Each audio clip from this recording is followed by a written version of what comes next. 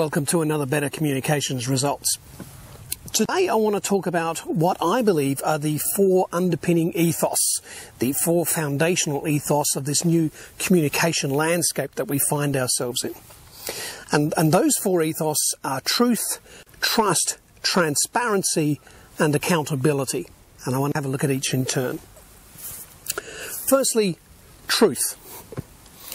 If your organisation can show over time that you're consistent in telling the truth, bearing in mind that yes, there are constraints and boundaries such as the privacy laws and commercial and confidence material and the rights of other organisations to not have their affairs disclosed. But if you're able to show over time that you do tell the truth, then your audiences that you're connecting with and you're communicating with, your audiences will begin to trust you. Let's have a look at the second one, trust. Trust is you are trusting your audience to work with you in a positive and respectful way. There are always going to be rat bag elements online, and you may well come across them in the conversations that you have with your audience. But usually, most organisations, unless they're doing something controversial, they don't have rat bag elements come across to them and just give them grief. So it's rare for you to come across a rat bag. But your audience, whether they're corresponding with you and communicating with you, or whether they're just watching, and bearing in mind that the vast majority of the audience just watches, they don't actually participate in conversations. They just watch to see what goes on and see what you say. The audiences will build up a level of trust in you if you reciprocate trust in them, and that is if you reciprocate that they are going to engage in a positive manner, they're going to be respectful of race and culture and religion, that you're not going to enter into a conversation, deliberately trying to stir up a hornet's nest. If you enter into a conversation and communications with your audiences in that way, and trust that your audiences will relate in the same way to you, over time, you'll build up a level of trust in your audience. They know it'll be safe to communicate with you. They can expect the level of communication and the type and the tone of communication they're going to have with you. Okay, that's the second. The third one that I want to talk about is transparency. Now, if you can show over time that you're transparent in the relationships that you have, or transparent in who you work for and who you're talking on behalf of, then over time your audiences will build up a level of trust in you. Transparency works like this.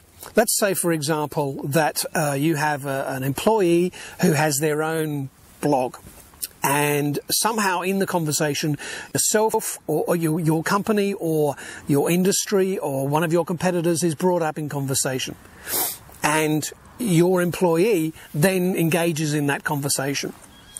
It's beholden upon your employee to point out that they are an employee of that company, your company. If they don't, it's risking your reputation, your organisational reputation, and it's also risking that employee's reputation. This is why it's important to have a social media policy. Transparency also works if you are creating a Facebook page or a Twitter profile or a YouTube channel, and you're trying to create online buzz about a particular product or service that you're offering. If you're transparent that it's you, the organisation, that's doing this, then that's fine. You've branded it with your branding, and that's cool. If you're pretending to be another organisation that's doing it, or you're pretending to be an individual that's doing it, to create a grassroots campaign about how wonderful this particular product or service is, then you run the very real risk that you will get found out and your reputation will take a hammering. Your digital reputation online will take a hammering.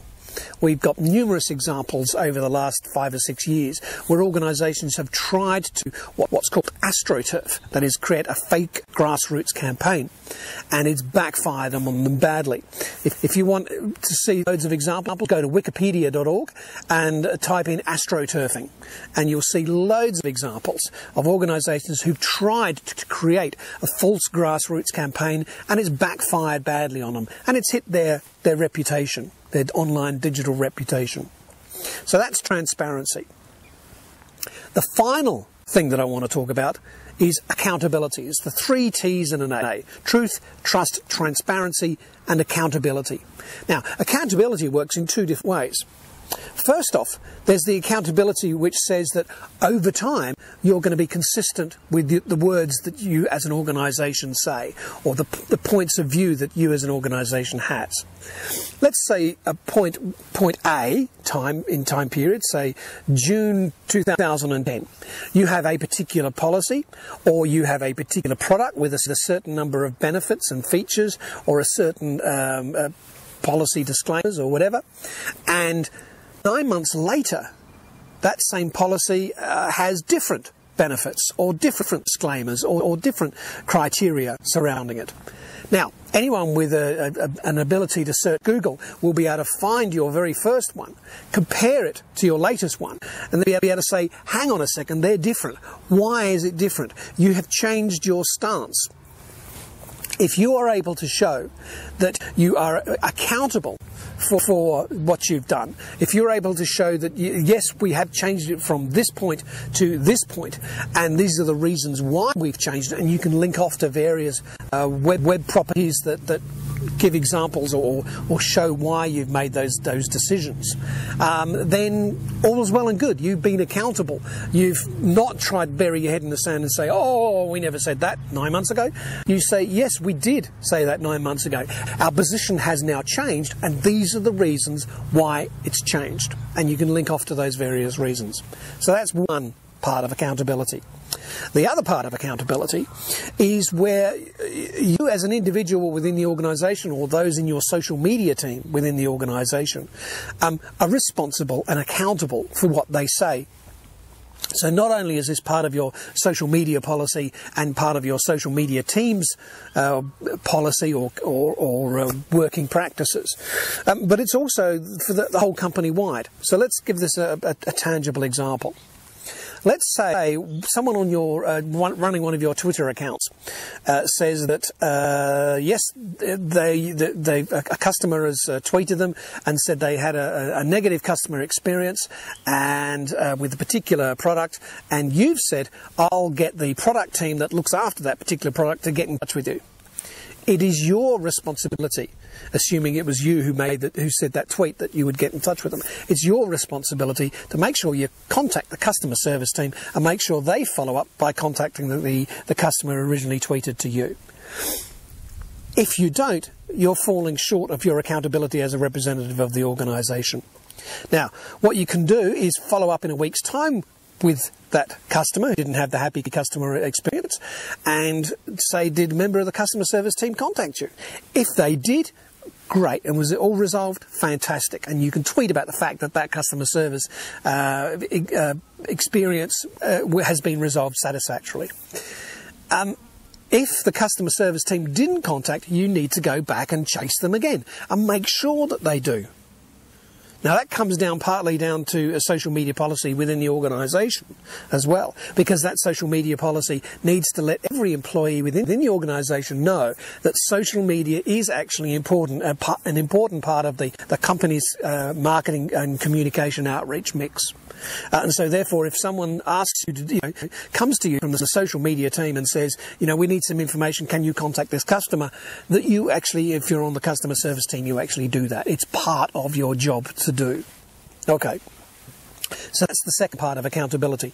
You're responsible for what you promise, and you have to deliver on what you promise. Even if it's beholden upon a third party in the organisation to deliver it, you have to make sure that they deliver it. You have to chase them up and chase their manager if they're not doing it. Okay, so there we are. 4 ethos, as I believe, underpin this new business communication landscape. And they are, again, truth, trust, transparency, and accountability. I'd love to know what you think. Send your email comments through to lee@leehopkins.com, or you can leave comments to the video below, or you can leave comments on my blog where this video is also appearing. Whichever way you want to do it, or you can just tweet me at Lee Hopkins.